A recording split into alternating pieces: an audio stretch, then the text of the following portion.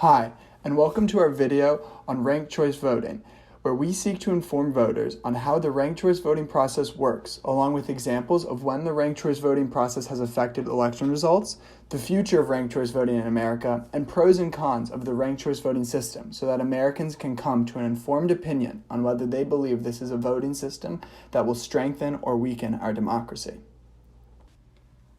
So what is ranked choice voting exactly? Well, normally when you cast a ballot, you simply vote for your favorite candidate. However, like the name implies, ranked choice voting allows voters to rank their preferences of candidates.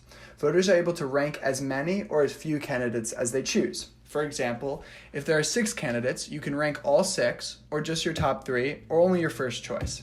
If no candidate reaches 50% after the first choice votes are calculated, everyone but the top 2 candidates with the most votes gets eliminated, and the ballots which ranked the eliminated candidates first are given to whichever was ranked second. However, if you did not rank anyone second and you voted for one of the candidates that was eliminated, then your ballot becomes eliminated. It is no longer counted. If a candidate still does not have 50% when the second choice are calculated, then you consider the third choice, and so on until the candidate hits 50%, and then the person who hits 50% is declared the winner. So here we have a sample ranked choice ballot. It says City Council on the top, so let's pretend it's the City Council of Lewiston, Maine. As the directions say, you can rank up to 6 candidates, but you don't have to. You can rank as many as you want, but you can't mark more than one oval in each column. We have the candidates on the left-hand side: Valerie Altman of the Orange Party, George Hovis of the Yellow Party, Althea Sharp of the Purple Party, Mary Tawa of the Lime Party, Joe Lee of the Tan Party, and Phil Wilkie as an independent. And again, this is a sample ballot. This is not an actual election.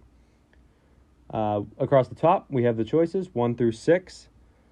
And let's say you fill out your ballot and you do rank all 6 candidates. And your first choice is Valerie Altman of the Orange Party, followed by Althea Sharp, Joe Lee, Mary Tawa, George Hovis, and Phil Wilkie. Now, since you've ranked all 6 candidates, your ballot will not be thrown out no matter what happens with the 50% threshold. Now, with that threshold, let's say that the top 2 vote getters are Althea Sharp and Phil Wilkie, but neither of them reach the 50% threshold. The other 4 candidates would be eliminated in this case. So as we see here on the ballot, I have blacked out those candidates and those choices. So we are left with Althea Sharp and Phil Wilkie. So what they would do is they would take this election as just a 2-person election. Whoever you have ranked higher, that's who your vote goes to. So in this case, you will have voted for Althea Sharp in the end in the second round. Now, if you had not ranked all of the candidates and you had not ranked Althea Sharp or Phil Wilkie, your ballot would be thrown out and it would not be used. But since you have ranked all 6, that will not happen in this case, and Althea Sharp would be who your vote would go to in the second round of counting.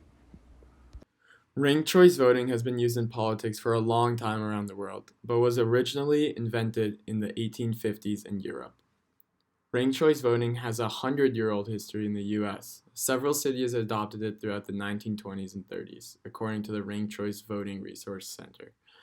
But by the 1950s, most cities had repealed the use of ranked choice voting because it was considered too unorganized and confusing by politicians.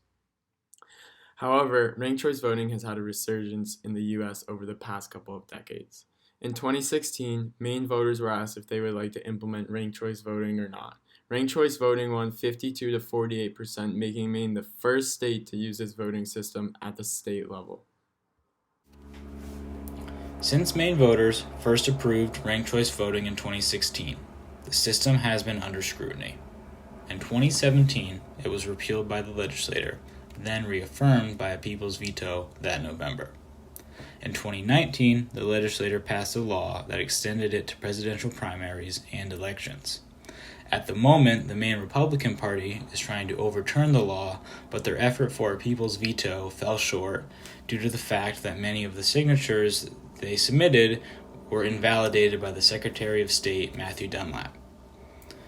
The Republicans' opposition to the system can be attributed to Bruce Poliquin's loss to Jared Golden in 2018 under the ranked choice voting system.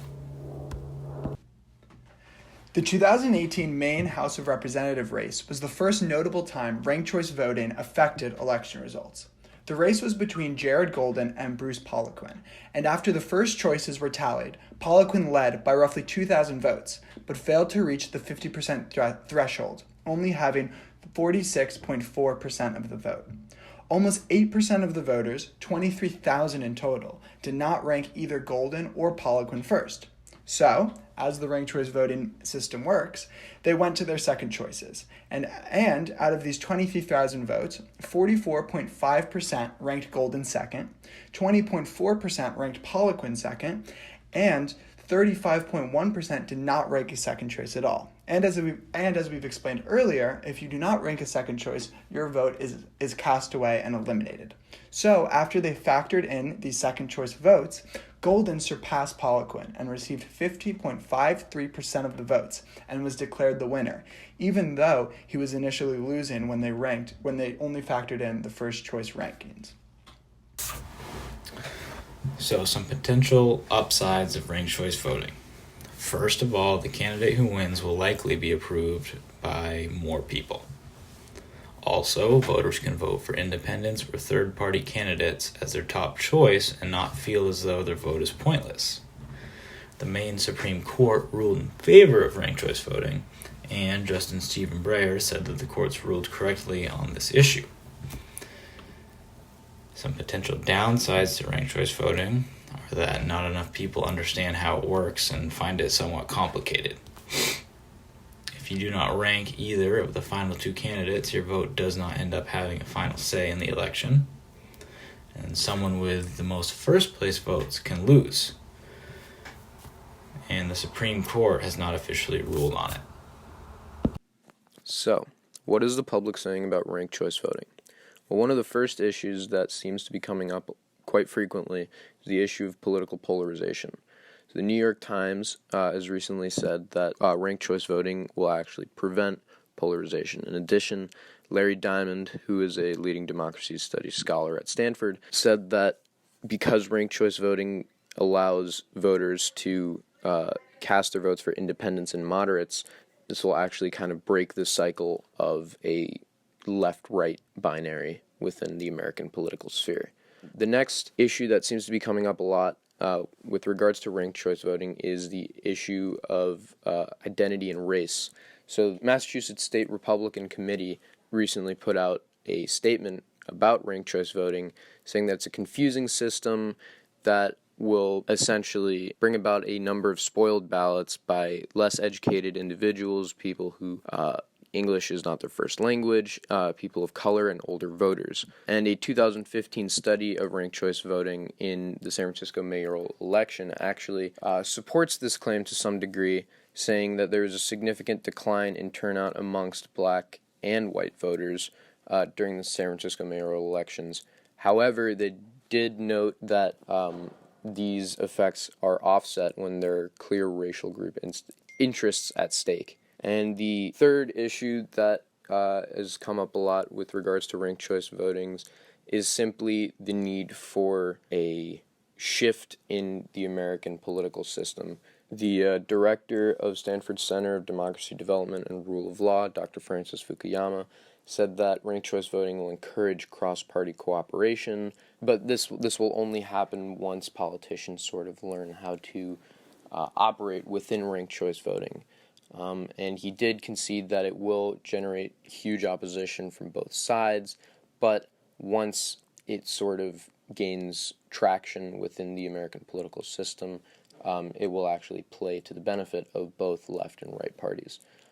Similarly, Anne Marie Slaughter, who's the president and CEO of the center-left think tank New America, simply calls for ranked choice voting as sort of emblematic of larger reforms that are sort of warranted in the American political system, with essentially a call to reassert the individual voters' influence over the party system.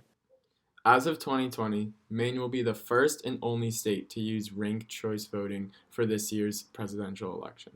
Along with Maine, 18 other cities around the country have also implemented ranked choice voting for the 2020 elections, such as San Francisco, California, Cambridge, Massachusetts, and Minneapolis, Minnesota. This year, voters in Massachusetts and Alaska will vote on ranked choice voting for their future elections. New York City has also approved ranked choice voting and will start using it in 2021. This is important because New York City has the largest city voting population in the US. And 11 more cities have already passed the use of ranked choice voting for their future.